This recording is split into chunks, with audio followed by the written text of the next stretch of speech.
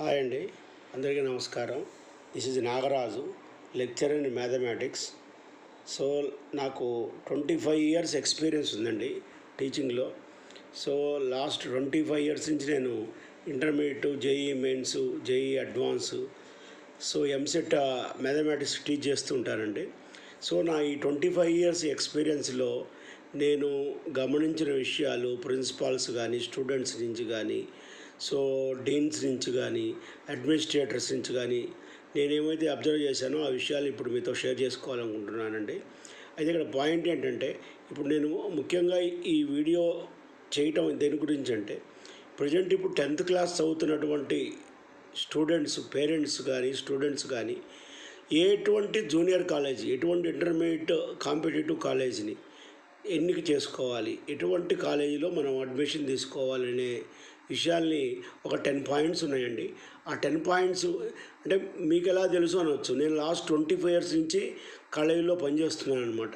So నేను కాలేజీలో పనిచేస్తున్నాను కాబట్టి నాకు కాలేజీలో what is good, what is bad అనే విషయాలు తెలుసు. స్టూడెంట్స్ మెంటాలిటీస్ అయినా నేను అబ్జర్వ్ చేసిన వానిగా ఎటువంటి కాలేజీలో, ఎటువంటి జూనియర్ కాలేజీలో, ఎటువంటి మెయిన్స్ కానీ, అడ్వాన్స్డ్ కానీ, కాంపిటేటివ్ కాలేజీలో మీ పిల్లలు జాయిన్ అయితే మీకు బెనిఫిట్ జరుగుతుంది అనే విషయాల్ని ఇప్పుడు మీకు చెప్పాలనుకుంటున్నాను అన్నమాట. సో ఇక్కడ నా ఎక్స్పీరియన్స్ మీతో షేర్ చేసుకోవాలనుకుంటున్నాను అనమాట. ఎందుకు చెప్తున్నానంటే, మీకు ఒకళ్ళో ఇద్దరో ముగ్గురో పిల్లలు ఉండొచ్చు, కానీ నేను థౌజండ్స్ ఆఫ్ స్టూడెంట్స్ని చూశాను కాబట్టి పిల్లల మెంటాలిటీస్ ఎలా ఉంటాయి, పిల్లలు ఏమనుకుంటారు, పిల్లలు మెంటాలిటీ ఎలా ఉంటుంది అనే అంశం మనకు బాగా ఐడియా ఉంది కాబట్టి అది నేను దృష్టిలో పెట్టుకొని మీకు ఈ పాయింట్స్ చెప్తున్నాను అనమాట. సో మీరు ఎటువంటి జూనియర్ కాలేజ్లో జాయిన్ అయితే మీ పిల్లలకు బెనిఫిట్ జరుగుతుంది. ఎందుకు చెప్తున్నానంటే, మీరు అనుకోవచ్చు, సార్ ఇప్పుడు టాప్ ర్యాంక్స్ వస్తున్నాయి కదా, టాప్ ర్యాంక్ వచ్చే కాలేజీలో మా పిల్లల్ని జాయిన్ చేపిస్తే వాళ్ళకు మంచి బెస్ట్ ఎడ్యుకేషన్ అందుతుంది అని.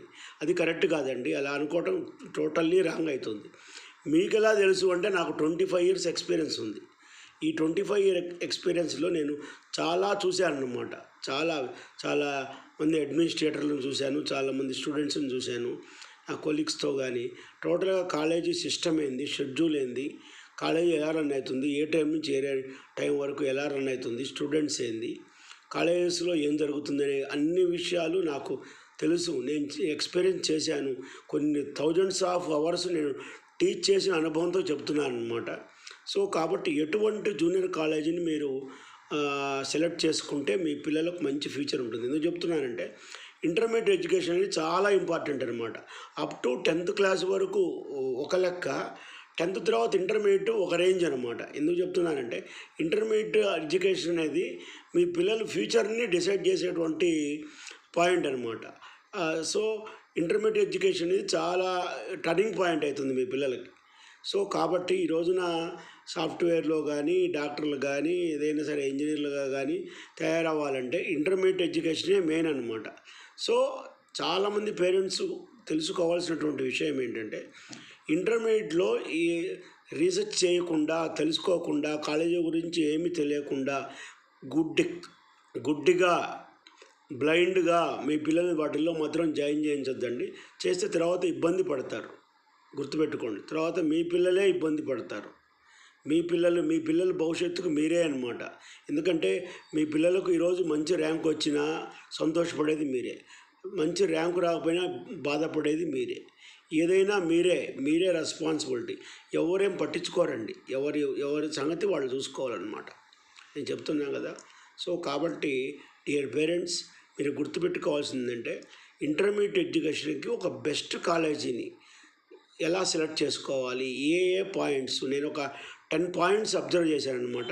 ఈ 10 పాయింట్స్లో ఏ ఒక్క పాయింట్ కాలేజీలో లేకపోయినా మీ పిల్లల్ని ఆ కాలేజీలో జాయిన్ చేయించొద్దండి. మీరు అడగవచ్చు, సార్ అన్ని 10 పాయింట్స్ ఉండే కాలేజీలు ఉంటాయా అన్నట్టు. మేబీ ఉండొచ్చు. మీరు సెర్చ్ చేయాలి. ఎవరి కోసం సెర్చ్ చేయాలంటే, మీ పిల్లల ఫ్యూచర్ కోసం మీరు సెర్చ్ చేసుకోండి. అదేదో నా కోసమో ఇంకొకళ్ళ కోసమో కాదు, మీ పిల్లల ఫ్యూచర్ కోసం మీరు సెర్చ్ చేసుకొని ఈ 10 పాయింట్స్ సాటిస్ఫై అయితే ఆ కాలేజీలోనే జాయిన్ చేయించండి. చెప్తున్నాను కదండి. ఏదో కాలేజీలో 100 లోపు మాకు ర్యాంకులు వచ్చినాయినో 1000 లోపు ర్యాంకులన్నీ మాయాను. దేశం మొత్తానికి మేమే చదువు చదువుతున్నాము, మేము చెప్పినట్టు ఎవరు చెప్పలేరు, మేమే అని కొట్టుకునేటువంటి కాలేజీలు ఉంటాయి కొన్ని. కాబట్టి మీరు అవన్నీ కూడా దృష్టిలో పెట్టుకోండి. చెప్తున్నాను కదండి, మీరు అవన్నీ దృష్టిలో పెట్టుకోండి. ఎవరి మాటో ఇన్ని కాదు, మీరే వెళ్ళండి, స్వయంగా వెళ్ళి ఎంక్వైరీ చేసుకోండి వాళ్ళు చెప్తున్న నిజాలా కాదా అనేవి. అవి ఎంక్వైరీ చేసుకొని బెస్ట్ కాలేజీ అనిపిస్తే మీ పిల్లల్ని జాయిన్ చేయించండి. ఎందుకు చెప్తున్నానంటే చాలా ఇంపార్టెంట్ అనమాట ఇవి. సో ఫస్ట్ పాయింట్ ఏంటంటే, నెంబర్ 1 పాయింట్, కాలేజీలో మీరు వెళ్ళిన తర్వాత మీరు ఎంక్వైరీ చేయాల్సింది ఏంటంటే, క్లాస్ రూమ్లో ఫస్ట్ పాయింట్, క్లాస్ రూమ్లో ఎంత స్ట్రెంత్ పెడుతున్నారు అనేది అడగండి. ఒక క్లాసుకి ఎంతమంది స్టూడెంట్స్ ఉంటారు, that is the first point అనమాట. ఎందుకంటే కొన్ని కాలేజీల్లో, నేను పనిచేసినటువంటి కాలేజీల్లోనే సెక్షన్కు 95 స్టూడెంట్స్ కూడా ఉన్న కాలేజీలు ఉన్నాయి. 95 స్టూడెంట్స్కి నేను టీచ్ చేశా. పిల్లలు ఎంతో ఇబ్బంది పడేవాళ్ళు. ఎందుకంటే 5 మినిట్స్ 2 మినిట్స్ లేట్ అయితే లోపల కూర్చోడానికి బెంచీలు ఉండేవి కదనమాట. పిల్లలకు కూర్చోడానికి చాలా ఇబ్బంది పడేవాళ్ళు. ఒక్కొక్క బెంచీలో 5 మెంబర్స్ కూడా కూర్చున్న సందర్భం ఉందన్నమాట. చిన్న వాటిల్లోనే యాక్చువల్గా కూర్చుంటే అక్కడ 3 మెంబర్సే పడతారు, కానీ 5 మెంబర్స్ కూడా కూర్చుండేటువంటి సందర్భం. 95 స్టూడెంట్స్ ఒక క్లాస్లో ఉండి నేను టీచ్ చేశా. 1 ఇయర్ మొత్తం, 1 ఇయర్ పాటు నేను టీచ్ చేశా అటువంటి క్లాసు. అది గర్ల్స్ క్లాస్ అనమాట. అసలు చాలా ఇబ్బంది పడతారు. ఇప్పుడు కూర్చోడానికే ఇబ్బంది అయితే వాళ్ళు మార్నింగ్ 8 to ఈవినింగ్ 5-5:30 వరకు అక్కడే ఉండాలన్నమాట. ఎంత ఇబ్బంది ఉంటుంది చూడండి మీరే. సో కాబట్టి ఫస్ట్ మీరు తెలుసుకోవాల్సిన విషయం ఏంటంటే, ఒక క్లాస్ రూమ్లో 45-50 కంటే తక్కువ మంది స్టూడెంట్స్ ఉన్న క్లాసులో మీరు అటువంటి కాలేజీనే మీరు చూస్ చేసుకోవాలన్నమాట. క్లాస్ రూమ్ స్ట్రెంత్ ఎంత ఉండాలి, క్లాస్ రూమ్ స్ట్రెంత్ బిలో 50 ఉంటేనే మనకు కంఫర్ట్గా ఉంటుందన్నమాట. మీ పిల్లలకు కూర్చోవడానికి కానీ, ఒక లెక్చర్ పిల్లల మీద కాన్సన్ట్రేట్ చేసి చెప్పడానికి కానీ. అసలు నన్ను అడిగితే ఒక లెక్చర్కి వితిన్ 2-3 మంత్స్లో మీ పిల్లల పేర్లు తెలియాలి. అంటే అంత ఫోకస్డ్గా ఉండాలన్నమాట. అలా లెక్చర్ ఎప్పుడు ఫోకస్ చేయగలుగుతాడు అంటే, స్ట్రెంత్ తక్కువ బిలో 50 ఉన్నప్పుడే అది పాసిబుల్ అవుతుందన్నమాట. ఎందుకంటే నిజంగా బాగా చదువుకోవడానికి వచ్చిన పిల్లలు చాలామంది ఉంటారు వాళ్ళల్లో. సో కాబట్టి అలాంటి స్టూడెంట్స్కి ఫ్యాకల్టీతోటి ఫోకస్డ్గా ఉండాలి అంటే తప్పనిసరిగా క్లాస్ రూమ్ స్ట్రెంత్ బిలో 50 ఉండాలన్నమాట. That is the first point అనమాట. అర్థమవుతుందండి. నేను ఇంకా కొన్ని పాయింట్స్ ఉన్నాయి, అవి నెక్స్ట్ వీడియోలో మీతో డిస్కస్ చేస్తాను. So this is the first point అనమాట. ఓకేనండి, థ్యాంక్ యూ.